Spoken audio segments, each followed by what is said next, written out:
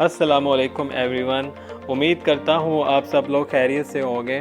जैसा कि हमने अपनी प्रीवियस वीडियो में बायोलॉजी की एक ब्रीफ डेफिनेशन की थी, जिसके मुताबिक लिविंग ऑर्गेनिज्म की स्टडी या लाइफ की स्टडी को हमने बायोलॉजी का नाम दिया था।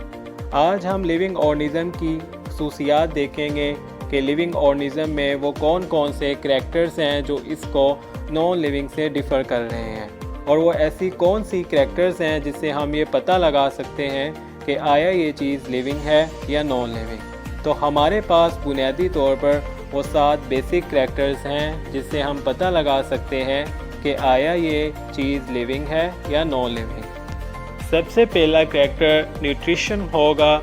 लिविंग ऑर्गेनिज्म या लिविंग थिंग्स अपने सराउंडिंग से, अपने इन्वायरमेंट से फूड को लेते हैं, और जब वो फूड इनकी बॉडी में चला जाता है तो उस फूड की ब्रेक डाउन होना स्टार्ट हो जाती है, जिसके नतीजे में बहुत ज़्यादा एनर्जी रिलीज़ होती है। तो लिविंग ऑर्गेनिज्म उस एनर्जी को अपनी बॉडी के डिफरेंट फंक्शंस को परफॉर्म करने के लिए यूज़ करते हैं। इसी तरह जो फूड में बहुत से न्यूट्रिएंट्स हो सकते हैं, like proteins, as we know that the protein is the richest source of energy as well as the building block of amino acids. Carbohydrates हो सकते हैं, फैट्स हो सकते हैं। इसी तरह अगर हम प्लांट्स की बात करें तो प्लांट्स भी जो न्यूट्रिएंट्स हैं वो सॉइल से ऑब्टेन करते हैं, जो इनकी ग्रोथ और डेवलपमेंट में बहुत इंपॉर्टेंट रोल प्ले करते हैं। Second character is the respiration, as respiration is a chemical process in which energy is released from the food substances in all living cells. As living things break down food within their cell to release energy, and living organisms use this energy for various body activities. Third character हमारे पास movement होगा। Living organism एक जगह से दूसरी जगह move कर सकते हैं, जबकि नॉन लिविंग थिंग्स एक जगह से दूसरी जगह मूव नहीं कर सकते। जैसे कि आप इन 3 डायग्राम्स में देख सकते हैं कि ह्यूमंस और कैट्स एक जगह से दूसरी जगह मूव कर सकते हैं, इजीली मूव कर सकते हैं, जबकि जो कार है वो एक जगह से दूसरी जगह मूव खुद ब खुद नहीं कर सकती। तो ये एक बेसिक डिफरेंस है लिविंग और नॉन लिविंग थिंग्स में। Plants are living or not? The answer is that plants are living. यहाँ पर एक क्वेश्चन अराइज होता है कि अगर प्लांट्स लिविंग हैं तो हमने इनको कभी मूव होते क्यों नहीं देखा, और अगर ये लिविंग हैं तो ये मूव क्यों नहीं करते। क्योंकि लिविंग थिंग और लिविंग ऑर्गेनिज्म की ये खसूसियत होती है, ये एबिलिटी होती है कि वो मूव करते हैं from one place to another.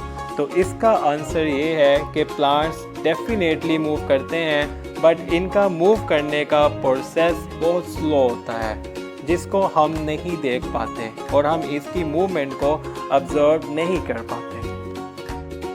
Fourth character हमारे पास है एक्सक्रीशन।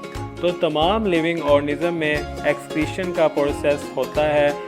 तो हम बात यहाँ पे ये करेंगे कि एक्चुअल में एक्सक्रीशन प्रोसेस कैसे होता है और एक्सक्रीशन होती क्या है।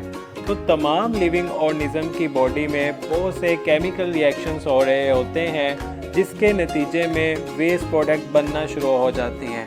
तो इन वेस्ट प्रोडक्ट्स को बॉडी से एक्सक्रीट किया जाता है, बॉडी से निकाला जाता है। तो इस पूरे प्रोसेस को हम एक्सक्रीशन का नाम देते हैं। फिफ्थ करैक्टर हमारे पास ग्रोथ है, जो लिविंग ऑर्गेनिजम्स को नॉन लिविंग से डिफ़र करता है। तमाम लिविंग ऑर्गेनिज्म में ग्रोथ का प्रोसेस चलता है, और with the passage of time इनकी ग्रोथ और प्रोसेस और इनकी डेवलपमेंट होती रहती है। जैसे कि आप डायग्राम में ह्यूमंस की ग्रोथ और डेवलपमेंट देख सकते हैं कि कैसे ह्यूमंस ग्रो कर रहे हैं और डेवलप हो रहे हैं with the passage of time. Sixth character हमारे पास रिप्रोडक्शन है। तमाम लिविंग ऑर्गेनिज्म के पास ये एबिलिटी होती है कि वो मैटिंग करते हैं, जिसके रिज़ल्ट में उनकी जनरेशन बढ़ना स्टार्ट हो जाती है और जेनेटिक मटेरियल भी एक्सचेंज होना शुरू हो जाता है from parents to offspring. Seventh and last character हमारे पास सेंसिटिविटी है। जितने भी लिविंग ऑर्गेनिजम्स हैं इनके पास ये एबिलिटी है कि वो सेंस कर सकते हैं और इसके रिज़ल्ट में रिस्पॉन्ड करते हैं। फॉर एग्ज़ाम्पल, अगर टेम्परेचर इंक्रीज़ होता है या टेम्परेचर डिक्रीज़ होता है तो एक क्लाइमेट के अंदर डिफरेंट तरह की चेंजिंग आना शुरू हो जाती हैं। तो लिविंग ऑर्गेनिज्म पर इनका बहुत ज़्यादा इम्पैक्ट पड़ता है। एज अ रिज़ल्ट वो इसके इफ़ेक्ट और इम्पैक्ट पर रिस्पॉन्ड करना शुरू हो जाते हैं, जबकि नॉन लिविंग पर इसका कोई भी इम्पैक्ट और असर नहीं पड़ता। So this is all about the characteristics of the living organism. If you have any questions, leave the video a like and let me know in the comment section.